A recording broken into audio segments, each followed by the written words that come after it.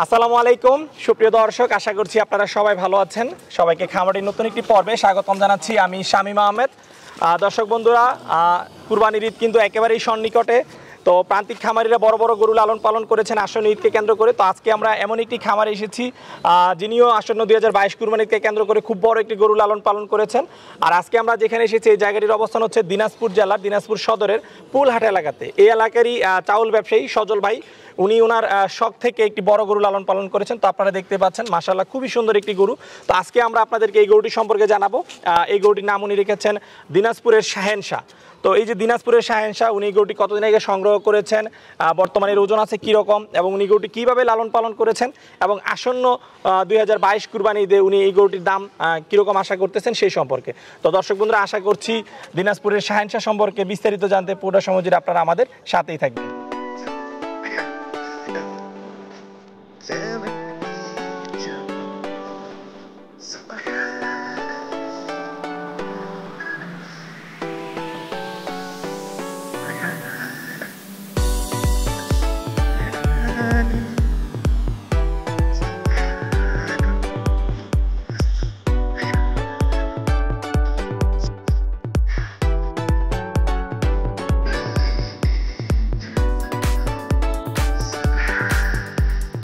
আসসালামু আলাইকুম ভাই, কেমন আছেন? ওয়ালাইকুম আসসালাম, আমি ভালো আছি।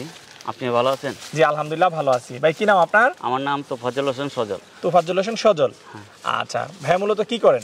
আমি বিজনেস করি। কিসের বিজনেস? Rice business. আচ্ছা, এই যে এটা হচ্ছে কি বলে? আমাদের হাস্কি চাতাল। হাস্কি চাতাল? হ্যাঁ হ্যাঁ। আচ্ছা, তো এই যে বিশাল চাতাল, এর মধ্যে দেখতে পাচ্ছি মাশাআল্লাহ অনেক বড় একটা গরু লালন পালন করতেছেন। আচ্ছা, তো এত বড় গরু লালন পালন করতে উদ্বুদ্ধ হলেন কিভাবে? এটা শখে বসে এক জায়গায় আমি ধান কিনতে যাই, ওই বাসায় খুব সুন্দর লাগছে গরুটা, আমি কিনে নিয়ে আসছি। আচ্ছা, তাহলে ধানের সাথেই সম্পৃক্ত, যেহেতু মূলত ব্যবসা করেন চাউলের। আচ্ছা, তো মাশাআল্লাহ গরুটা খুবই সুন্দর। কতদিন আগে সংগ্রহ করা? এটা 3 বছর। 3 বছর আগে। গরুকে আরো লালন পালন করেন না এই একটাই? না, আগে আরো লালন পালন করছি, এই মিলে চাতালের কারণে একটাই পালন করতেছি এখন। আচ্ছা, এখন শুধু একটাই? হ্যাঁ হ্যাঁ। আচ্ছা, তাহলে তো অনেক আদর যত্ন এবং ভালোবাসার গরু বলা যায়। হ্যাঁ হ্যাঁ। আচ্ছা, তাহলে এটার কত বছর বলেন এখন? এখন 4 বছর হয়নি, এখনো 4 বছর হয় নাই। 3.5 বছর চলতেছে। 3.5 বছর, মানে যখন সংগ্রহ করছিলেন তখন এর বয়স কিরকম ছিল? 10 মাস ছিল। 10 মাস। আচ্ছা, এখন তাহলে আপনি আরো কত 3 বছরের মতো লালন পালন করতেছেন? 3 বছর হয়নি, এইবার কোরবানিতে আসলে 3 বছর, এই 2 বছর 7 মাসের মতন হবে কুরবানি আসলে। হ্যাঁ হ্যাঁ। আচ্ছা, তাহলে 2 বছর সামথিং আপনি লালন পালন করতেছেন। আচ্ছা, তো ওই যে ভাই আপনি যখন গরুটা সংগ্রহ করছিলেন তখন কি মনে মনে চিন্তা ভাবনা করছিলেন যে অনেক বড় হবে, বা সেই উদ্দেশ্যে লালন পালন করেন, না পালতে পালতে বড় হয়ে গেছে? না না, সেই উদ্দেশ্যেই গেছি। গরু গঠন দেখে বোঝা গেছে এটা অনেক বড় গরু হবে, আর আমার শখ ছিল সবচেয়ে বড় একটা গরু পালার জন্য।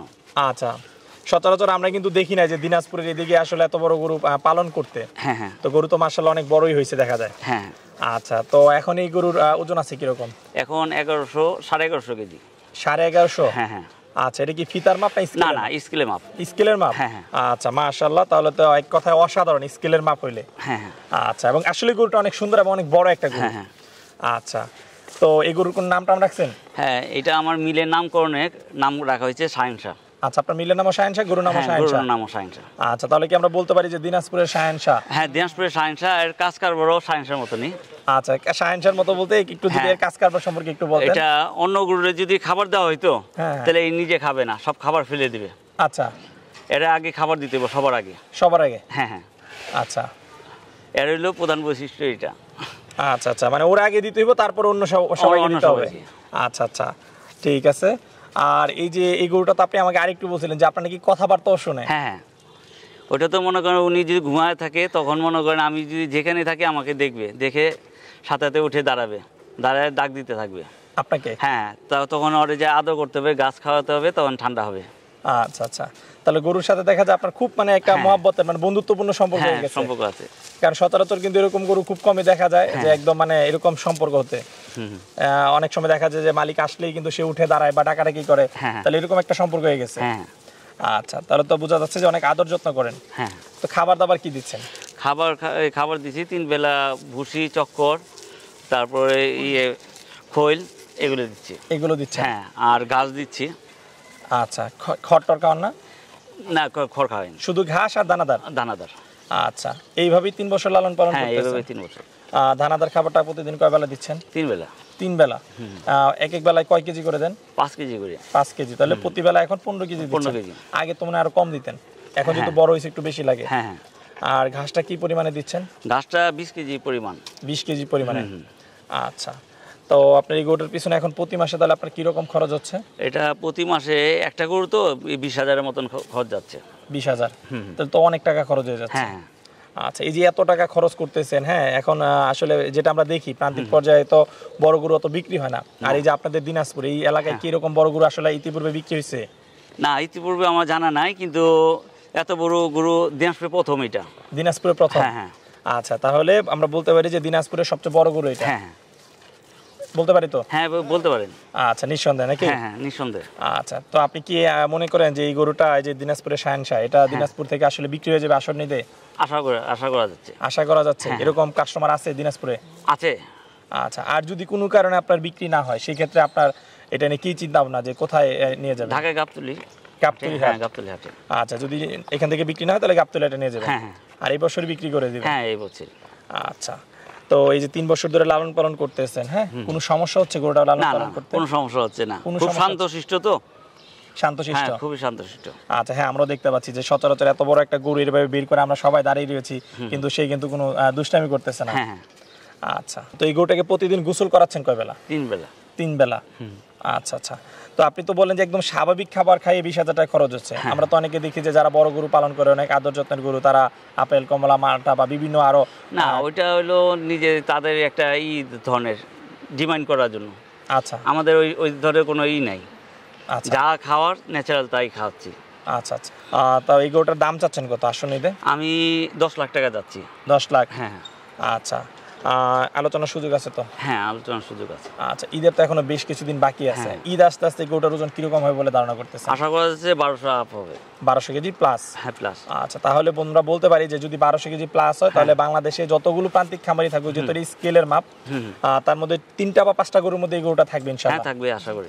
আচ্ছা আচ্ছা, ঠিক আছে। এটা কি আপনার মেয়ে? হ্যাঁ, আমার মেয়ে। আচ্ছা আচ্ছা, আপনার মেয়ের নাম কি? তোমার নাম কি? মেহরানুন্নেসা আকিফা। আচ্ছা, তুমি কোন ক্লাসে পড়ো? ক্লাস 1। ক্লাস 1-এ পড়ো? গরুকে ভয় পাও না? কি বলো? আচ্ছা, এত বড় গরু তোমার ভয় লাগে না? হ্যাঁ, না এত বড় গরু ভয় লাগে না? না। আচ্ছা, দর্শক দেখেন, মাশাআল্লাহ, সে ক্লাস 1-এ পড়ে।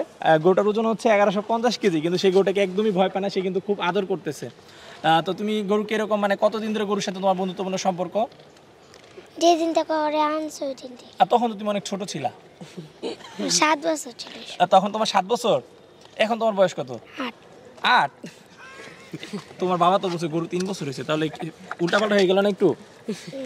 হ্যাঁ, আচ্ছা আচ্ছা, গরুকে কি কি খাওয়া বলো তো? জানো না?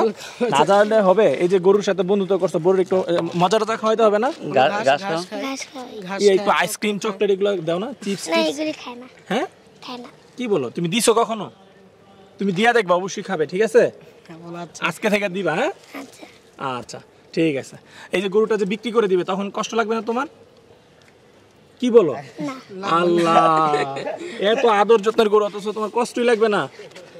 আচ্ছা, তাহলে বিক্রি হয়ে যাক। হ্যাঁ, আর থাকার দরকার নাই। যদি খারাপ লাগতো তাহলে বলতাম যে তোমার আব্বুরে না বিক্রি করার জন্য। আচ্ছা, তো সজল ভাই, যেহেতু গরুটা আসনে দিয়ে বিক্রি করবেন, কেউ যদি নিতে চায় আপনার কাছ থেকে কিভাবে নিতে পারবে? আমার ফোনে যোগাযোগ করবে। ফোনে যোগাযোগ করলে নিতে পারবে? নিতে পারবে। আচ্ছা, আর ঈদের যেহেতু এখনো বেশ কিছুদিন বাকি আছে, সেক্ষেত্রে কেউ যদি আপনার গরুটা সংগ্রহ করতে চায়, সেক্ষেত্রে আপনারা ঈদের আগ পর্যন্ত লালন পালন করে দিবেন কিনা? হ্যাঁ, করে দেবো। কারণ হঠাৎ করে তো এত বড় গরু নিয়ে কেউ স্বাভাবিকভাবে তারা লালন পালন করতে পারবে না। আচ্ছা, তাহলে ঈদের আগ পর্যন্ত এই এখন যে দামে বিক্রি করবেন সেই দামেই আপনারা লালন পালন করে দিবেন? হ্যাঁ, সেই দামে। আচ্ছা, তো ঠিক আছে সজল ভাই, আপনার যোগাযোগের জন্য আপনার মোবাইল নাম্বারটা একটু বলে দেন। হ্যাঁ, 017 017 11 হ্যাঁ হ্যাঁ 66 7265। আচ্ছা, এই নাম্বারে যোগাযোগ করলে তারা গরুটা নিতে পারবে? নিতে পারবে। আচ্ছা আচ্ছা, সজল ভাই, আপনার সাথে কথা বলে খুবই ভালো লাগলো। খুব সুন্দর একটা গরু আসলে তৈরি করেছেন। দয়া করে গরুটা যেন আপনার বাসা থেকে বিক্রি হয়ে যায়, হাটে না নিতে হয়, সেই প্রত্যাশা রেখে আজকের মতো বিদায় নিচ্ছি। ভালো থাকবেন। ধন্যবাদ আপনাকে। ওয়ালাইকুম আসসালাম।